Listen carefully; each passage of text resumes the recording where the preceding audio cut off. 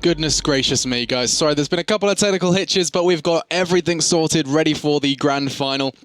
If you don't know who I am, who this strange man on the screen is, I am Alex Machine Richardson. It's nice to see you. I hope you guys have been enjoying the game so far. Well, actually, I say nice to see you. I can't actually see you. I can just see a camera in this very bright room. But it's nice to see you guys in chat. That's what I should have said. But we've got the game coming up, guys. It's going to be a grand final.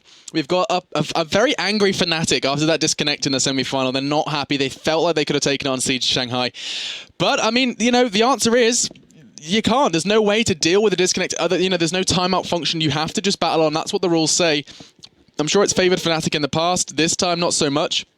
And so overall, I think Epsilon, the right team, got into that grand final, and now Epsilon are going to be desperate to deal with GC. They've lost out against them twice now, and they're not third. GC, however, are the defending champions so far. I mean, we've had 4 cups in this season, and every single time when GC have played, they've got, from cups 2, 3, and now 4, they're in that grand final. So it's a big one for GC. It's an even bigger one for Epsilon. Let's see where they go with this one. I think we can jump into game. We are live, so let's jump straight on into game and see what these teams are going to bring to us on map number 1. It's going to be Zavod, it's going to be a bloodbath, and hopefully it is going to be a grand final. Let's open up those squads so you can see exactly what is going down here on Zavod. On the left-hand side of your screen, you can see GC, and on the right, we have Epsilon. Now, here on Zavod, it's a map which can be a bit of a different one. It can be a mixed bag of pushes. A lot of teams sometimes play it differently.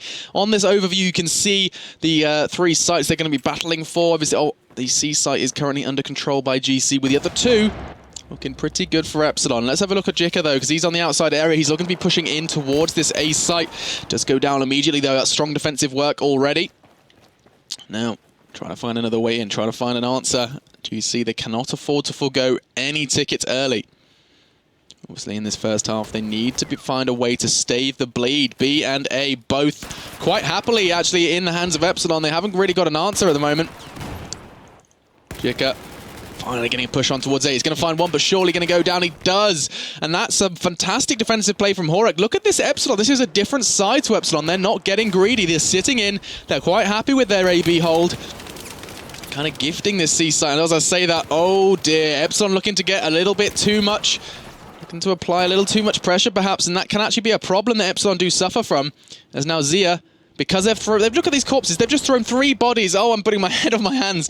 They do this all the time. They just threw 3 bodies at that C flag, and now Zia didn't even have to fight anyone for it, has just strolled into that A flag and captured it over for his team, and all that could have been stopped by a lack of greed. I was crediting Epsilon a little too early there, saying that they were playing it smartly, and they just went and shoved that back in my face. They've got the AC hold now going on for GC, looking to turn the tide of this game as Epsilon. David actually diving in with the, I think it's the AEK, he was, yeah, rocking the AEK up against the ace of Jika. And Jika just a little too strong. Hexis getting the revive as well, trying to save every ticket they possibly can. And rightfully so. Obviously, the first half here of the grand final for Cup number 4, battling for their slice of, I think it's €500. That's certainly not too shabby for 2 nights of game playing. Now, let's see what Hexis has got for us. Hanging around in that middle area. Can be pretty tough to get picks on towards that tank area. It's just such a distance, you know. You've got to find a better way to approach it, and the better way may just be Jika. Look at him, he's surrounded. 3 players around this tank area. He's not even going to take one with him, but he did keep them busy, and that has something to his credit.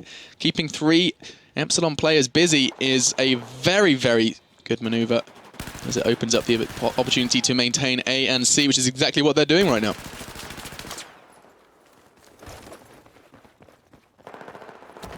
Ticket starting to level out here, actually. Hexis has pushed on towards that B site. This could be then going for a trip cap, or it could be forcing the random respawn. You can see, look at that, Epsilon being forced into this odd spawn between A and B, and that Hexis has managed to secure a trip cap. It's bleeding away from them, falling away from them. And now, we'll see how Hexis can fix this one out. Looking to just pick them plays, get one, doesn't need to do much more though. He's caused the trouble, he's caused the little upset already, and now that trip cap is going to be captured over back to the Epsilon side, and that's not a problem. I don't think they're going to be too concerned about that. As long as Zia can keep A under control, he captured it a long time ago, and he has not really moved. He's just going to be making it his home, trying to create a little peeky hole. Trying to find a foot. He can't find anything. Duke's there to back up his teammate. They get over towards the A site, and suddenly an AB hold has emerged. Let's see where this goes now.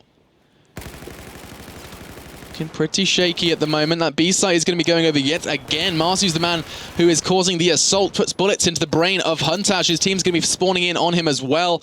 That is the beauty of these squad spawns, as a one-man push can quite quickly become a full squad assault. Zia in that middle area, not going to be getting any picks just yet. He hasn't revealed his location. In fact, now he is just putting bullets into nothing, putting bullets into thin air. Finally comes up with a frag on towards David. And now 97 to 81. See where this takes him. Going to be charging back towards the tank area. He hasn't really committed to a site yet. He's been very much the middleman in the middle area. And let's see where this takes them. 92 to 80. Advantage in GC's hands. And obviously this is not going to be the most inspiring for Epsilon. This was actually their choice. They chose to play Zavod in the map veto. And they want to be leaving this first half with an advantage. GC currently just looking that little bit too strong. Jump over into the eyes of Horek, who I know I've seen play this map time and time again, and he will always, no doubt in my mind, be at that A flag. We come jump in with him again, and no doubt he is there again, sitting around, looking to battle Zia, who seems to be the man around at A for his team. And look at that, Horek too strong. Actually a trade-off 1-for-1, both of them killing each other. The beauty of travel time bullets. Right now, there's a bit of a brawl on that C flag. Let's jump in on just Ju, because he's going to be trying to land a hipfire with the Rex. He does. And I'm sure there's some sort of incredible pun I could rip out with Rex and Wrecked, but we'll save that for another day. Horek at the moment, though. Looking to do something. Just doesn't know quite what yet. Very passive player. This position you don't often see people sitting in, because it's very, very passive. And of all the players to see in a passive position, it wouldn't be Horek. Roaming around, looking for a pick, not gonna get it again. Horek's losing out on these 1v1s. It's not something we often see. Jika gonna do the same as well. A and C under Epsilon control. They've managed to put the tickets back in their favor, albeit by a short amount. Bloodshed yet again on that C flag. Hunter, I should say, at the top of that one. Leveling the tickets back out. B flag has been constantly changing hands, actually. It's usually kind of sitting in one person's court, but this constant presence of Hunter. In the past, it was Zia charging towards that B flag, and it's been really tough for teams to apply only a short number. You know, I mean, sometimes we see 3, make it 4 players on that B side. Instead, they're forcing, you know, an entire team to rotate to assault it. These one-man pushes are not really working. Vajik is going to try it, though. It looks like he's going to be pushing on the outside from A. The man to receive them is going to be Horek, forced into a defensive role. It's not where he shines the most, or the brightest, I should say, but we'll see where this gets him. Roaming around, looking to catch a spot or a glimpse of an enemy player. Instead, he's heading for C. He's going to be charging into that one instead. No, his teammates are like, mate, we're losing B.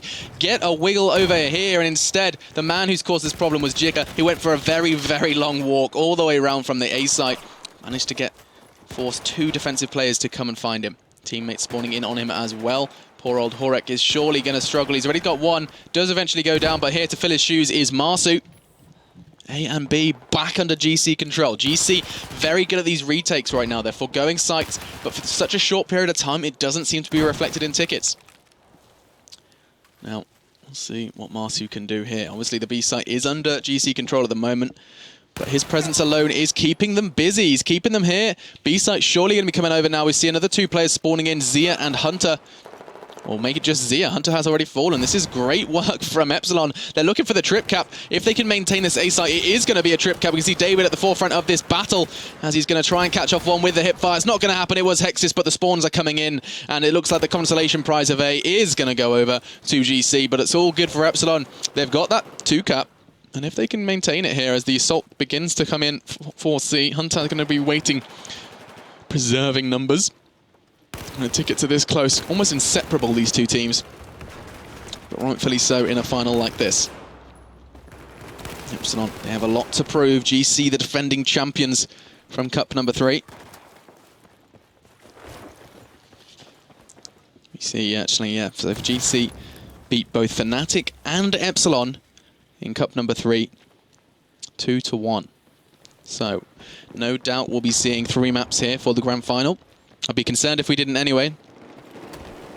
It has to be mentioned that these are the same 2 teams that we met in the previous grand final of Cup number 3. Here in Cup number 4, the same 2 teams in that grand final. To me, that says we have 2 top teams we're currently witnessing. Perhaps, you know, Fnatic are looking a bit too shaky too often. And we aren't going to be seeing them in the grand final. We haven't seen them in a grand final for a while. 29 now to 30. Tickets still very level in this first half. Obviously, any ticket advantage, if albeit 1, make it 2, it's going to be that slight bit of advantage that may pip them at the post in the second half. Still, jumping on board with Jikka, we can see the AC hold is going strong. Good to be questioned, actually. GC starting to lose that A side. The man to defend it is going to be Fred. Haven't heard too much from him, actually, in this game. We'll see if he can do anything with this. Fred is being a bit too passive here. You can see the A side has gone over to Epsilon, and he's right outside it. He could just push in. He could even just take down 1 member. Not going to happen, Mech. Just a little too strong, little too quick on the trigger. And now the BC hold is still going for GC. They're going to be starting to put the first couple of nails in the Epsilon coffin for the first map. And we'll see what on earth Epsilon can do. They don't have much thinking time, though. They have to react quickly, because right now BC hold is just going to make those tickets tick away. When you've only got 10 to play with, it is a dangerous game to play. David charging in, knows the C site needs to be neutralized. He's got himself on the flag, but there's a presence. It was Zia. He takes him down, but 7 tickets left, 5. Make it lower and lower. It's not going to be good news for Epsilon, as GC, all it needed was that little push from Aeon from Fred. If he'd missed out on that 1v1, if he hadn't, sorry, missed out on that 1v1, none of this would be happening, and those tickets would continue to stay level. Instead, we do see that come to a close. 21 ticket advantage to GC. It was a hard-fought game. Epsilon had the advantage for a very short period of time, but overall, GC certainly were in the driving seat of that one. Brings it to a close when we have the scoreboards in front of us. Let's have a little look at who was shining the brightest. It was Mayak, actually. 3,000 scoreline with 18 kills himself. I was above Marsu, who was, of course, rocking the highest score. Shows he was playing it for the points.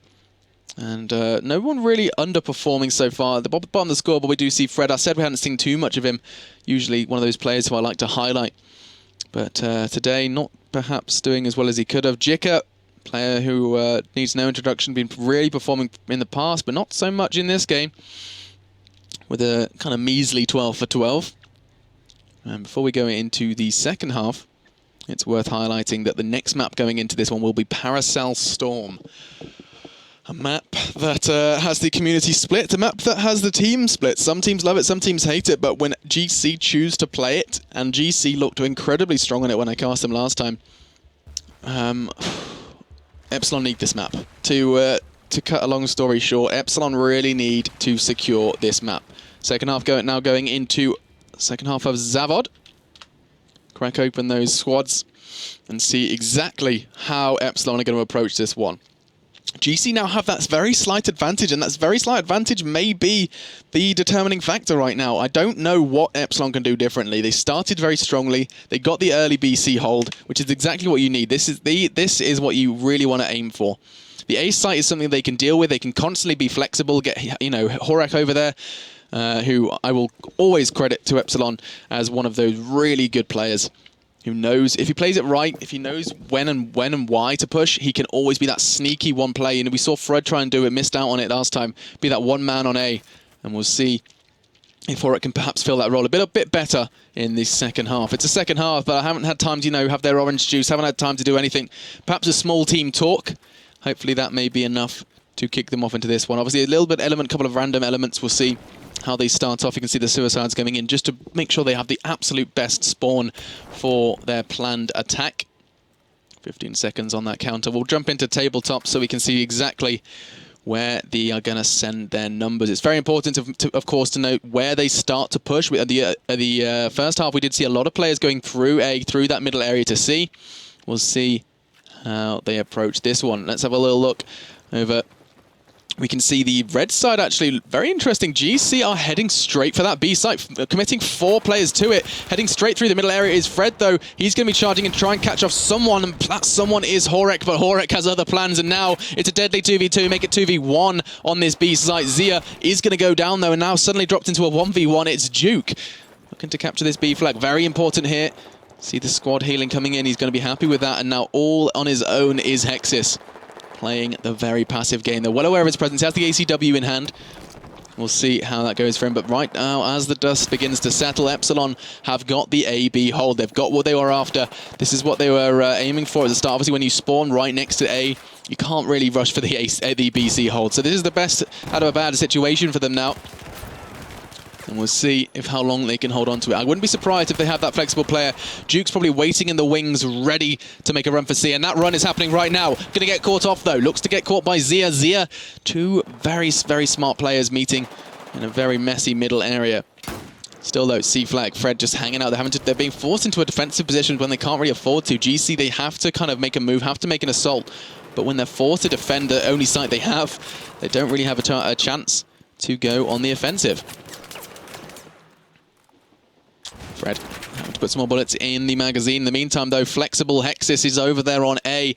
He's going to be securing that site for his team, and that's going to be a little bit of a tough one as Epsilon continue to hold this BC hold. They've managed to rotate it. They've got a bit of a shaky start on B, though, as all of a sudden there are 4 players from GC on B. I can only assume that's going to cost them A, but it looks like Hexis actually won the 1v1. Horek tried it. Horek, the man who is oh so good at pushing A, ready to win those 1v1s, actually lost out on that one. And that's actually going to turn the tide. That's going to mean the AB hold transfers into GC's hands. We're leaving only the C site for Epsilon. And now all Epsilon need to do is go to the drawing board and say, right, what did GC just do to us? Let's do that to them. And what they did was they stormed B. They threw 4 players towards that B flag. We'll see if they can do the same. Jump into overview, see if we can see exactly what they plan on bringing. Okay. A site is being questioned. You see 2 players from Epsilon pushing on towards A. They're doing exactly what they need to. But I feel like that may be a tough one to hold as Duke's going to surely go down. He does. He did manage to capture A, but immediately taken down. And there's no one there to fill his shoes. No one there to really kind of respond to that. David did get the random respawn. That's not going to stop Hexis picking up the A site. Unless, of course, Horek gets an incredibly lucky kill here onto Hexis. Oh, he gets it. Hexis moved from the corner. If he'd have just waited, played the waiting game, that would have gone his way. It didn't. And now 120 to 107, Epsilon still have that lead, albeit a small one.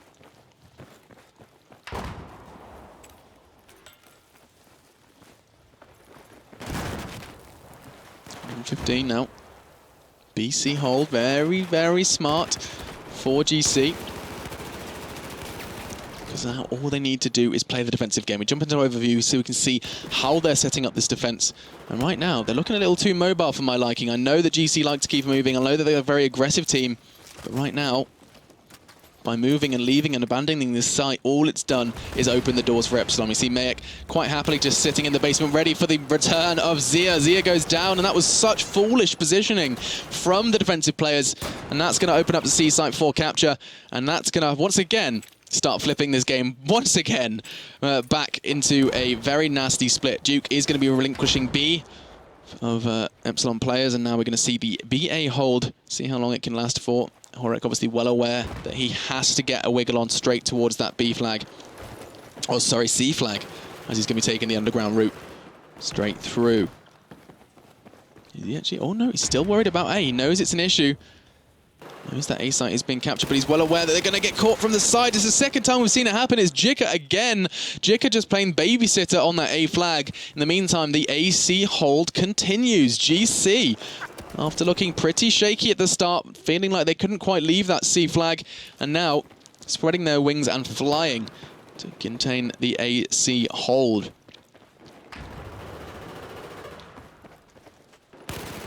Spray. No kill coming out of it, though. Finally gets it. Hunter paying the ultimate price, though, having to go down himself. 82 to 93. The advantage sits with GC, but it's oh so slight. And you have to consider that though GC have what looks like a small advantage, that is an enhanced advantage due to Epsilon's disadvantage they're running at after losing out on the first half. First half, GC advanced with 21 tickets. So you take that away from Epsilon's current scoreline, and GC's lead looks a little bit more convincing.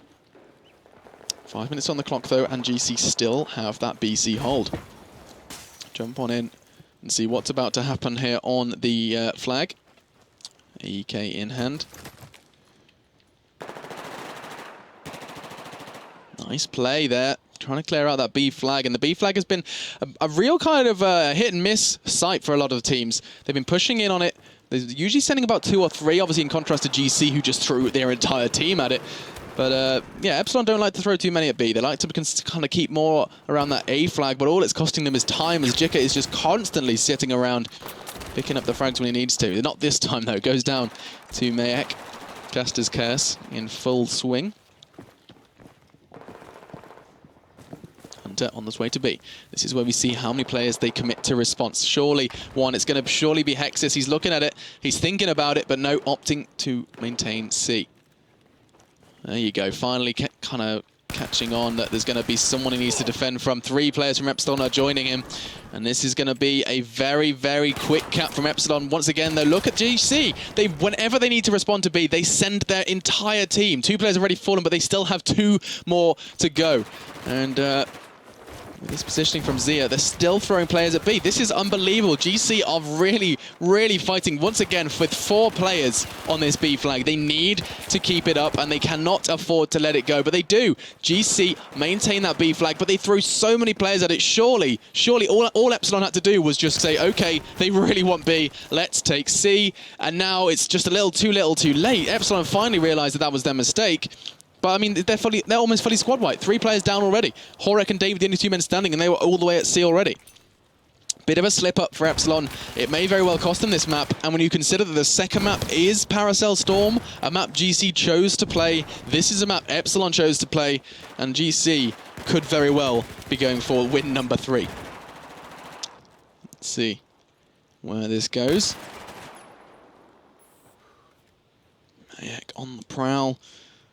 Knows that there's going to be a player defending that B site. It's not an easy one to push. So many options where the defensive player could be sitting. But when time is of the essence and that BC hold has been lasting a dangerously long amount of time, and if you're in Epsilon's shoes, I know that I would want to be getting a move on. Take away 21 from the current scoreline for Epsilon. If that number, the blue number, falls beneath 21, they are going to be going into map number 2. GC are looking so very strong, almost untouchable. I don't want to say that word. I don't say that word lightly, but GC do just have this kind of untouchable element to their play right now. They look so tough, so difficult for teams to find a way in, and as I say that, Hicks is absolutely throwing 30 bullets at someone, not managing to get the kill off the back of that. 51 to 32 now. Hipfire comes in, nice play, back, that's Hexis, not Bankai. I was about to call him, Jason would kill me. And now finally we're seeing a change of hands. I think anyway on that C flag we're seeing Duke charging and he's finally going to start capturing it for his team. May very well cost him his life though, does. They do have the AC hold now. With only 7 tickets to play with, GC are most definitely in that driving seat. Epsilon have to do something special, and losing that C flag already is not that special. Having to hold on to spawns now, obviously, guys. Every time Epsilon choose to spawn, as well as those tickets ticking away, we're going to see the GG, and we're going to be going into map number 2. Fantastic work from GC. The way they played that was very clinical. If you ever want to see how someone can pick apart the way a team plays, right there, GC dynamically dissected how Epsilon were planning on defending that. And what they realized is Epsilon really, their entire strategy relied on holding on to B, keeping B under control. What was GC's response to that? Throwing 4 players every time Epsilon fought for B. That was an interesting response from GC. It certainly worked. And that is a big fat tick in the GC box. As we go into map number 2, Paracel Storm. It's a map that we've seen both teams on play recently. Well, I think we casted a game yesterday. I say we. I think I casted a game yesterday where it was, let me get this right, it's in front of me. It's in front of me.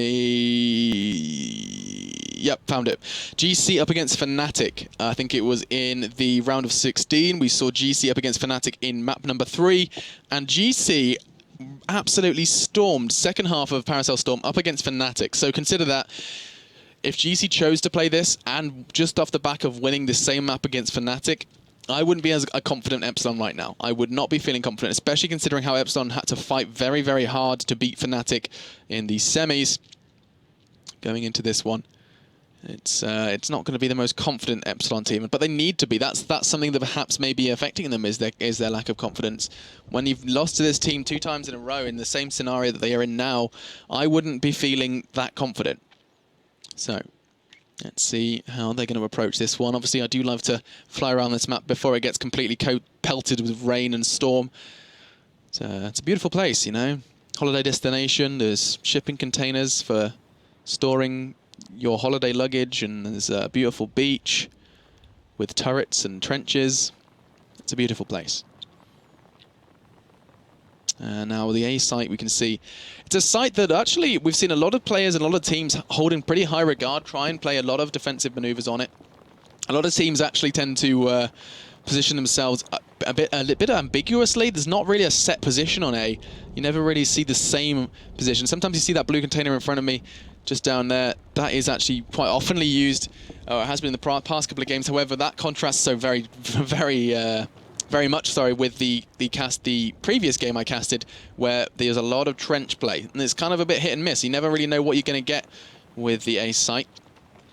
Obviously, it's going to favor the team on the US side, which is, of course, as you should be able to see, GC. There we go. And on the Chinese, we have Epsilon. It's 15 seconds on that countdown now. Let's see where they're going to be pushing. I can only assume we're going to see that 3-2 split. But GC do so very well. We're going to see 3 players going towards that A site, 2 towards C, and just give up that B flag. It makes sense. I know Epsilon really do put a lot of weight on B, perhaps a dangerous amount. Let's see how GC play this. Looks like they're actually going to be smart and play for the 3-for-2. Those 2 are actually going to be heading straight across the beach. Fred looking to catch someone off guard. He's going straight up the stairs. He's actually going to be able to catch 1 or 2 here. If he plays this right, looking straight towards that flag, ready to catch anyone off that goes for the cap. And Nade might do his job for him as he's going to... Oh, what's he doing? He's missed the shots. He's thrown far too many bullets at him. Misses the final. Mare comes out on top. But GC have completed their mission. They've got that early AC hold. But be careful of David. David's snuck around for Epsilon. They've got that 1 player roaming around A. Isn't immediately going for the cap, though. His teammates are closing in on them. Hunter, and ready to defend.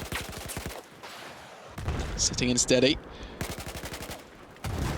Nice play with the Ace-23. Does pay the heavy price, though. Suddenly a trip cap emerges for Epsilon.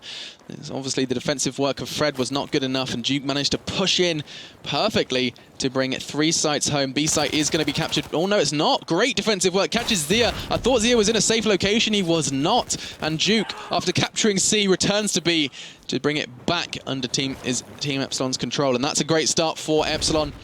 They've got that trip cap. They've got the bleed starting to roll in.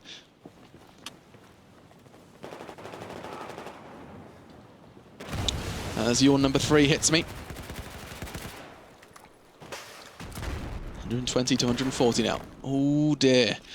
GC, bearing in mind they chose this, are now having a little bit rubbed in their face. Epsilon looking fantastic at the moment, but as always, I tend to kind of overhype the start. I tend to, you know, expect that the teams, if they start strongly, they'll finish strongly, but I always seem to be proved wrong. I'm always impressed by these comebacks.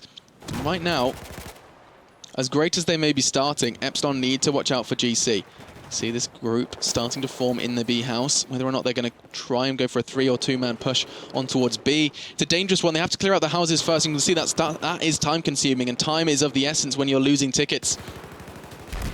Nexus throwing a nade out, trying to clear the house. Know that it's a really tough one. And talking of clearing the house, you know, it's something that a lot of players have to do. It's obviously a very important element of pushing on towards B. However, last time we casted this, it was a very different strategy, and all they did was charge through. I'm trying to remember who it was. I'm pretty sure it was actually... Oh, I don't want to get this wrong. I think maybe it was GC. I could be wrong. One team I casted last night, guys, I'm sure you guys in chat, if you were here yesterday, can tell me, absolutely decimated the entire map, removed the whole B buildings from the... in fact, no, I know who it was. It was Infamous. Yeah, Infamous completely destroyed the B buildings, and it worked in their favor in the end. Instead, they're not choosing to do that this time. Obviously, there's a little bit of damage. You can see David kind of weaving through the destruction, but regardless, the advantage is still firmly in Epsilon's hands. Let's see what they can do to answer for it. Fred hasn't been working particularly well so far. He's been holding on that C side, but every time someone pushes onto C, he simply goes down. Let's see if we can see a repeat of history here. Duke, he did it once, he do it again. Gonna try and catch him up. Oh, what's he doing? His vision's impaired or something. Completely misses a standout player as Fred was there in the open, back turned, and Duke, his slip up may very well cost him, as now that A flag and that C flag were under. GC control, I say were, past tense, as now David has pushed on to that A site.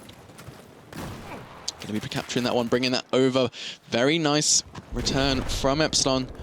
They let it slip for a very short period of time, and they're straight back ticket bleeding away from GC. And if they can create some sort of large ticket deficit, that's where GC might have to go back to the drawing board. Because right now their tactic was very roamy. They said, I'm guessing that's Duke. Oh no, it's Hexus. Does that mean Duke's corpse must be there? Because all I've seen from Duke is charging towards that site. Here he is again. Actually this time he's at B. Not choosing to return to C yet again. 120 to 54. Slipping away with that trip cap. That's not good for GC here.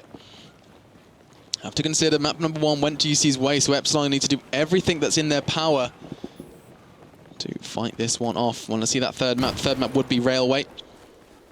Another map which seems quite similar to Lankang in terms of destruction. David missing shots, can't afford to do that when you're trying to push a site. Gets it in the end, Fred does fall. And that's what I was talking about. I mean, it's great in all that Fred can just sit there for the entirety of the time. But when you die every time someone challenges you, there's no point in you being there. Instead, 38 to 117. A and C now in GC hands for once. GC do hold the site advantage. They certainly don't hold the ticket advantage.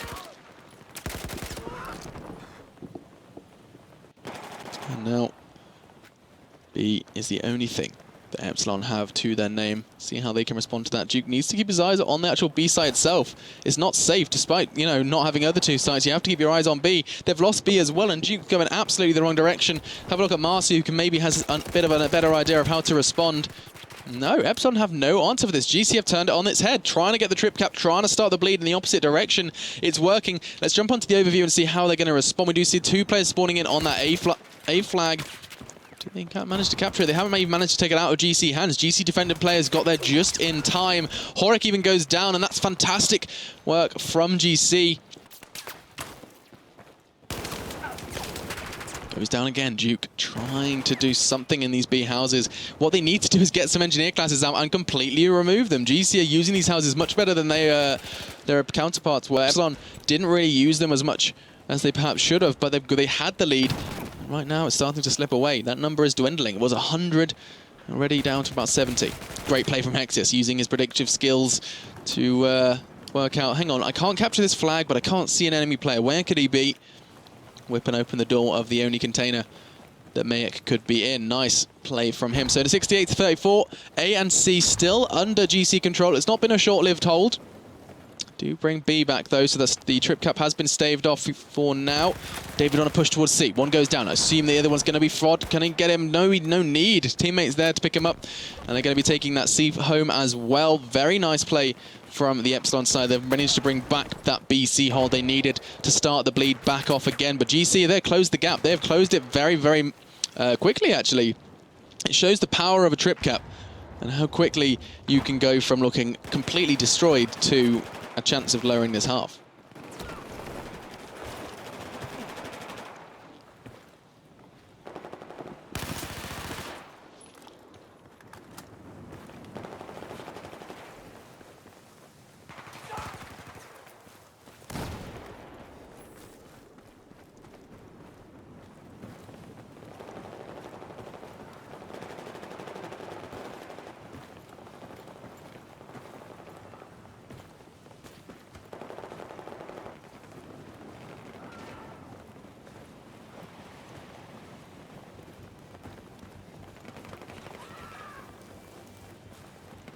As the music starts rolling in, guys, it looks like Epsilon's trip cap is all it took to start the half as they mean to go on.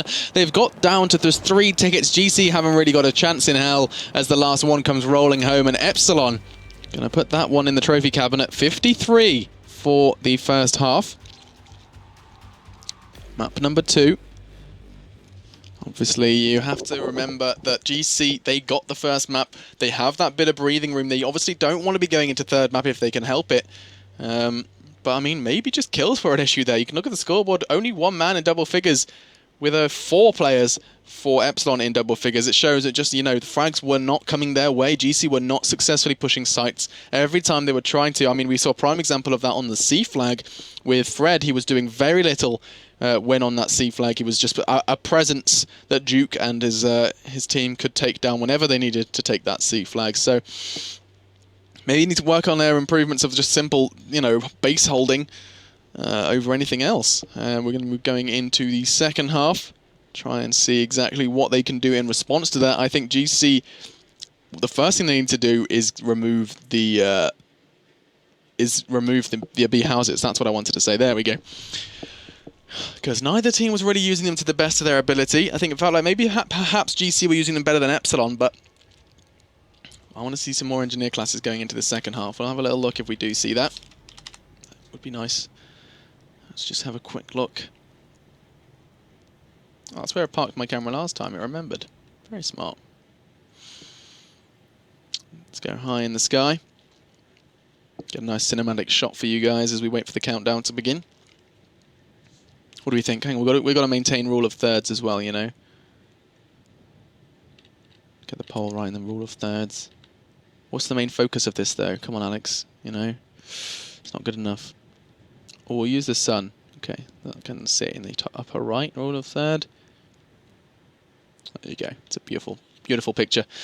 So, I mean, on that screen right now, you can see the seaside. That's what I was kind of ripping into Frod about. I was saying, you know, he's not holding it as well as he should. I don't think they're going to give him that same role again. It would be foolish if they did, because it wasn't working for him. They need to give him a bit more freedom, maybe let him roam around that A flag more. We'll see. 15 seconds on that countdown. Look at that overview. We'll see. They're looking to... Actually, those spawns suggest they're heading for their A site. We'll have a little look where they're heading. Duke's even facing that direction. I think we're going to see a Epsilon kind of unit head towards this A flag. We'll see how they actually end up doing it. Not seeing that engineer class that I was hoping for, as Duke and co are heading straight for those B houses. This is going to be a bit of a different battle for B, actually. A bit different to the first half. Mick getting that quick spot. Oh, the rockets come flying in, but he makes the best of a bad situation. Gets the kill onto Fred, the very man who has not been shining as brightly as he should have. And now Zia, 1v1. He knows he's under some serious heavy fire. He's just putting bullets into anything he can see. Anything that looks like it could possibly house an enemy. And now, coming back on towards that B site, looking to find the captor. Does get it, actually. Very nice play from him, but that hasn't stopped the Epsilon starting with the AC hold. That's what they tried to do last time, but the A site did get taken away from them. It looks like it's going to be a repeat of history. Is now Fred, the only man on that site, and he is for the GC side.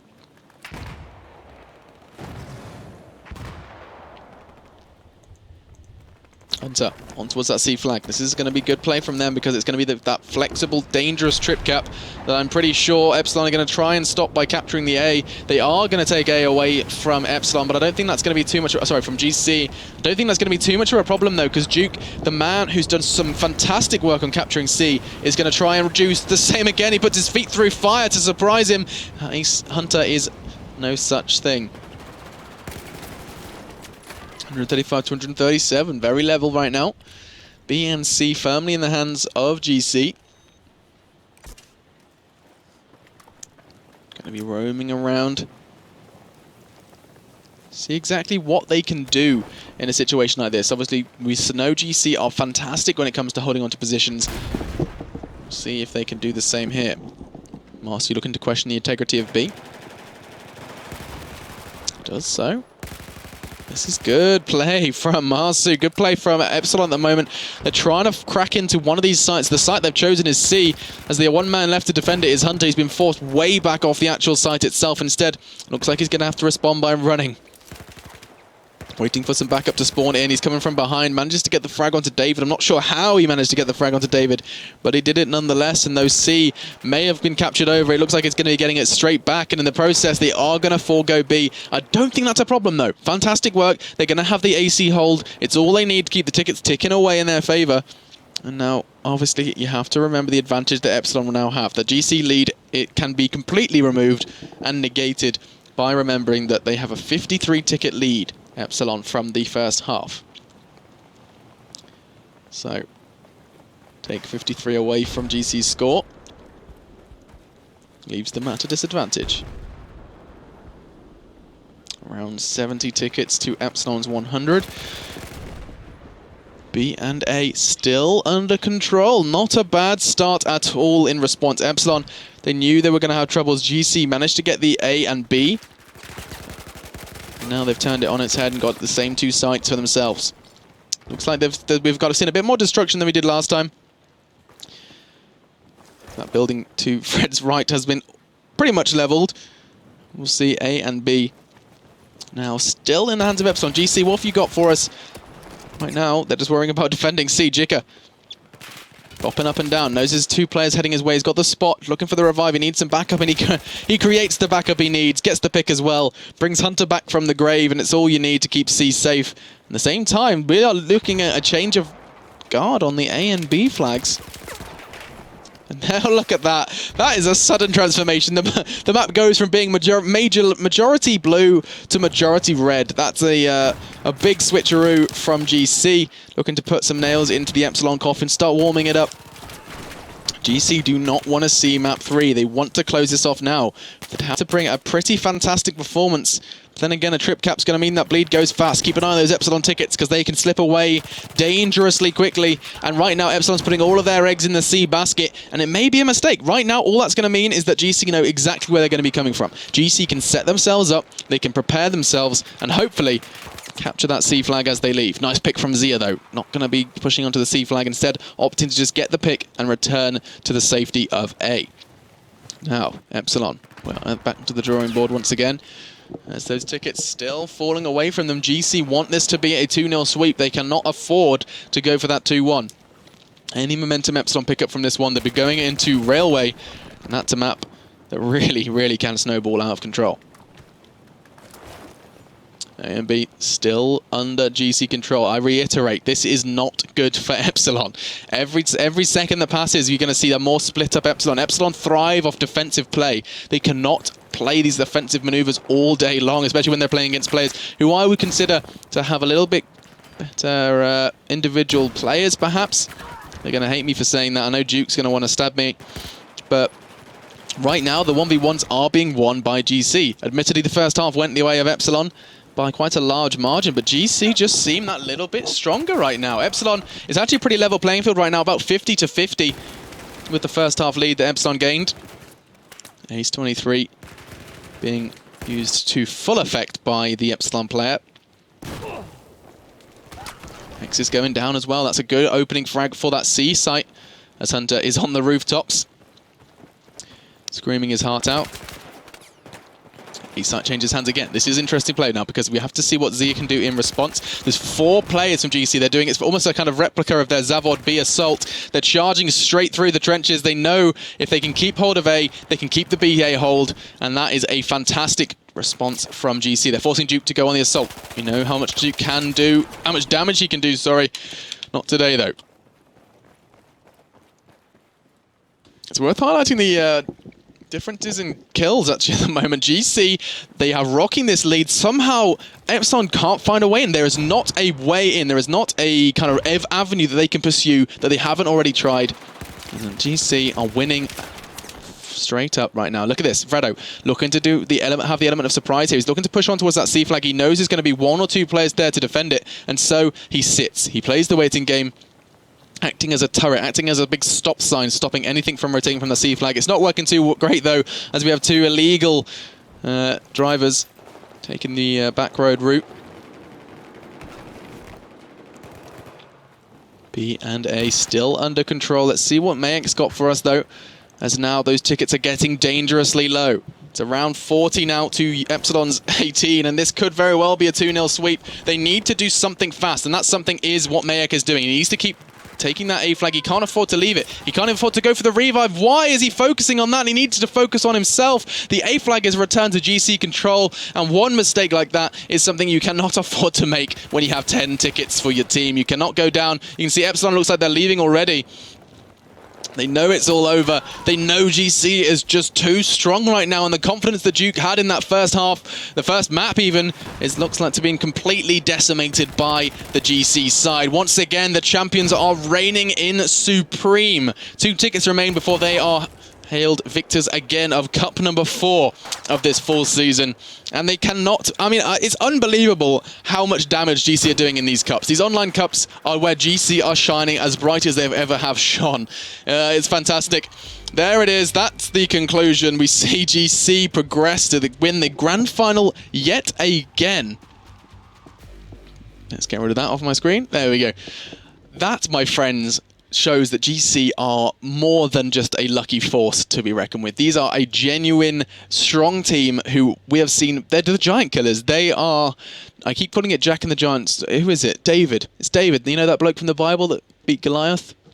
It's him. GC are David, and Goliath has been a variation of characters down from Fnatic to Epsilon you just saw on your screens there. That was a fantastic evening of Battlefield, guys. It's been a bit of an uphill struggle, but we got there. And a really big, huge credit to GC. Epsilon didn't bring their A game. I think they should have won Zavod. I'm sure you guys would agree with me that that was a map that they chose to play. They decided that that was what they wanted to take GC on in the grand final. Didn't work out for them, and instead it just ended up in a bit of a mess, bit of a disaster.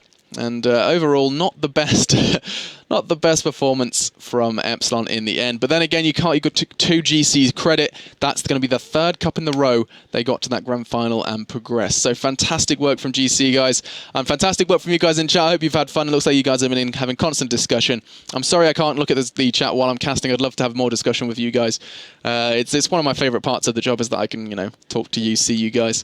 But I mean, if you're watching this on YouTube, do leave a comment. If you're watching this on Twitter. On Twitter?